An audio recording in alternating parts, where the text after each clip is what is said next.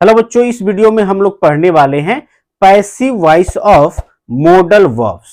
तो आइए सबसे पहले जो है हम लिखते हैं इसे। Passive voice of modal verbs, इसको हम लोग पढ़ने वाले हैं। आइए सबसे पहले जानते हैं कि मॉडल्स होते क्या, कौन कौन से, किन्हें मॉडल कहा जाता है। तो can, could, shall, should, will, would, है ना। फिर जो है must, ought to, used to, dare और नीड को मॉडल्स या मॉडल ऑक्सिलियरीज कहते हैं। ये याद रखेंगे आप लोग, ये मॉडल्स हैं।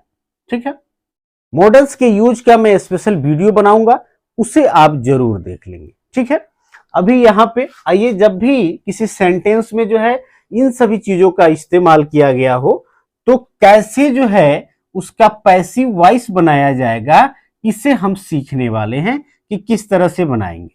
वैसे आपको पता है कि शैल और विल कहीं हो तो हम कैसे बनाएंगे। जैसे हम लोगों ने जो है जब सिंपल फ्यूचर टेंस पढ़ा तो उसमें हमने इसका इस्तेमाल जाना है। फिर भी आइए मैं लिखता हूं यहाँ पे, पहले मैं लिखता हूं structure of active voice.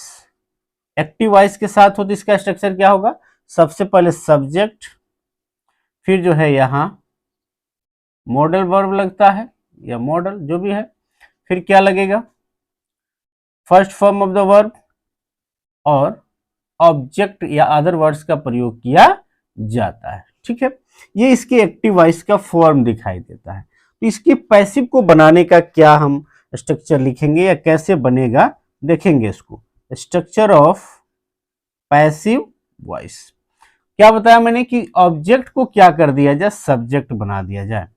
Object of active voice, फिर जो मॉडल है ये इसको लिखना होगा मॉडल, मॉडल के बाद बी लगा देंगे। उसके बाद से मेन वर्ब का थर्ड फॉर्म,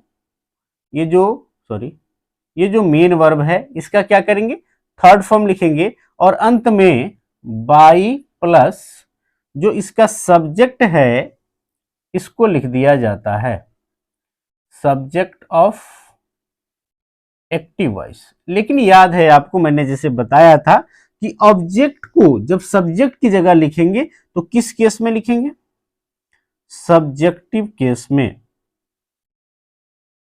केस आपके सामने स्क्रीन पे दिखाई दे रहा है, इसे आप जरूर याद रखेंगे। और जैसे ही सब्जेक्ट को ऑब्जेक्ट की जगह लिखेंगे तो इसको किस केस में लिखेंगे, ऑब्जेक्टिव केस में। यदि आपने मेरा प्रीवियस वीडियोस देखा है तो आप क्लियर हैं, स्पष्ट हैं कि भाई कैसे क्या करेंगे। और इसका जो है वॉइस का पार्ट 1 आप जरूर देखेंगे, वॉइस को अच्छे से समझने के लिए, ये ध्यान रखेंगे आप। ठीक है, क्योंकि उसमें बहुत सारे रूल्स की बात की गई है। आइए इसका स्ट्रक्चर देखते हैं, हम लोग एग्जाम्पल्स देखते हैं कैसे जो है इससे रिलेटेड एग्जाम्पल्स पूछे जा सकते हैं। शैल, कैन, कुड, विल, वुड, इसके जो अर्थ है वो अलग चीज है, उसको अलग से हम लोग जानेंगे। उसका अलग अलग जो है मैं यूजेज पढ़ाऊंगा सबका। यहाँ पे जो है हम कैसे, जैसे उसका प्रयोग हुआ हो तो कैसे उसका पैसिव वॉइस करेंगे इसको जानेंगे। जैसे शैल और विल से संबंधित तो मैं बता चुका हूं, फिर भी मैं यहाँ एक बता रहा हूं, आई शैल राइट अ लेटर, मैं एक पत्र लिखूंगा, है ना। क्या होगा यह इसका पैसिव वॉइस, अ लेटर जो ऑब्जेक्ट है इसको सब्जेक्ट बना दिया जाएगा, अ लेटर। फिर जो है क्या है, मॉडल, है ना, तो मॉडल का प्रयोग होगा। तो अ लेटर, मॉडल क्या है, शैल है, तो शैल तो नहीं लगेगा, लेटर के साथ विल लगेगा, अ लेटर विल फिर बी, राइट का थर्ड फॉर्म, वर्ब का थर्ड फॉर्म रिटेन बाई, और जो आई है सब्जेक्ट के रूप में, उसको ऑब्जेक्ट की जगह जैसे ही लिखेंगे तो क्या लिख देंगे, me. A letter will be written by me. देखेंगे,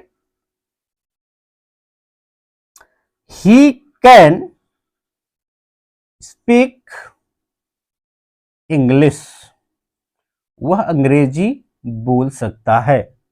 तो कैसे इसका पैसिव वॉइस होगा, देखेंगे, यहां जो ऑब्जेक्ट है इंग्लिश, इसको सब्जेक्ट बना दिया जाएगा। इंग्लिश मॉडल वर्ब, तो मॉडल क्या है, कैन है। कैन जो सबके साथ सेम रहेगा, वो सिंगुलर हो या प्लुरल हो, आई हो, वी हो, ही हो, सी हो, सबके साथ एक समान इस्तेमाल किया जाता है। तो इंग्लिश कैन, फिर बी है ना, मॉडल के बाद क्या आएगा, बी, और स्पीक का जो है third form spoken by he का ऑब्जेक्टिव फॉर्म होगा him. English can be spoken by him. और कुछ एग्जांपल देखेंगे, he could beat them, he could beat them, वह उन्हें मार सकता था। कुड का प्रयोग जो है कैन के पास्ट के रूप में भी प्रयोग किया जाता है, या लेस पॉसिबिलिटी को दिखाने के लिए भी इसका प्रयोग किया जाता है। तो वह उन्हें मार सकता था, तो क्या होगा इसका पैसिव वॉइस, या लेस पॉसिबिलिटी को दिखाना हो कि जैसे बहुत कम संभावना है उसके द्वारा उन लोगों को मारने की या पीटने की, वह उन लोगों को मार सकता है। ये कुड जैसे ही आप प्रयोग किए हैं, जैसे मे प्रयोग करते हैं परमिशन वगैरह के लिए जो है, या उसको भी लेस पॉसिबिलिटी के लिए प्रयोग करते हैं, उसी तरह से कुड का प्रयोग जो है बहुत कम पॉसिबिलिटी को दिखाना हो तो उसका किया जाता है। खैर यूजेज में सारी चीजें क्लियर होगी। यहां आप देखेंगे हम कैसे चेंज करेंगे। तो ही कुड बीट देम, तो देम जो है यहां पे क्या है, ऑब्जेक्ट की जगह है, उसको जैसे ही सब्जेक्ट की जगह लिखेंगे उसके बदले क्या हो जाएगा, दे, है ना। फिर दे के साथ क्या आएगा, कुड, मॉडल है बी, बीट का थर्ड फॉर्म क्या होगा, बीटेन, फिर बाई, और ही का जो है ऑब्जेक्टिव फॉर्म क्या होगा, him. They could be beaten by him. Okay, आइए एक और एग्जांपल देख लेते हैं। यहां मैं बगल में लिख देता हूं, यहां पे आप देख सकते हैं,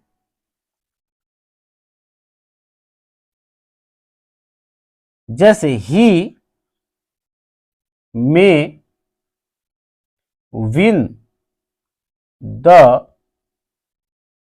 रेस, ही में विन द रेस, क्या होगा, द रेस जो है यहां पे ऑब्जेक्ट, उसको पैसिव वॉइस में सब्जेक्ट बना लिया जाएगा।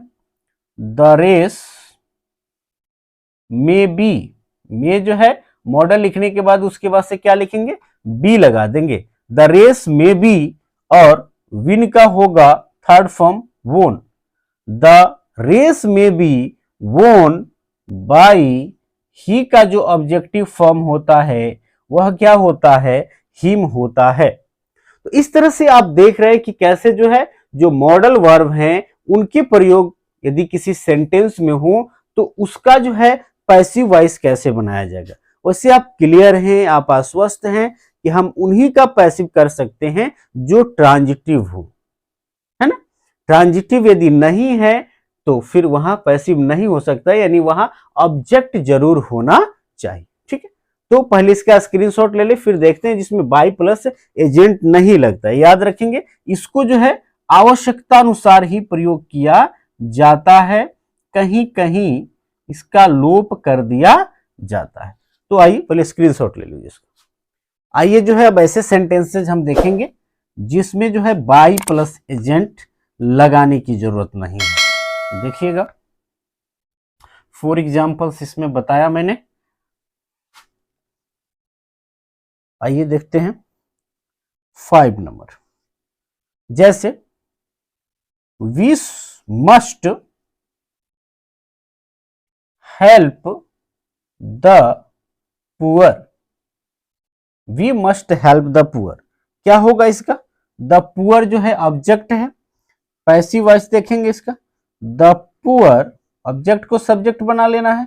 यहां केस चेंज नहीं होगा, केस चेंज प्रोनाउन के केस में होता है। द पुअर, फिर मॉडल है तो मस्ट, फिर बी लग जाएगा, एकदम स्ट्रक्चर पे चल रहा है। और हेल्प का थर्ड फॉर्म क्या होगा, helped. The poor must be helped by us लिखने की जरूरत नहीं है। और देख लेते हैं, people should obey the laws, है ना। तो क्या होगा इसका passive voice, the laws should be obeyed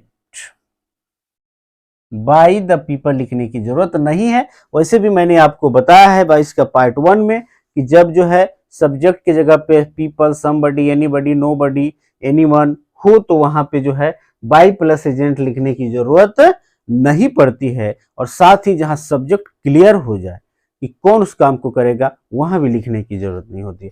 जैसे एक और एग्जांपल लिख लेते हैं, या ऑल विल ब्लेम अस, इसका कैसे बनेगा पैसिव वॉइस। अस का जो सब्जेक्टिव केस होगा क्या होगा,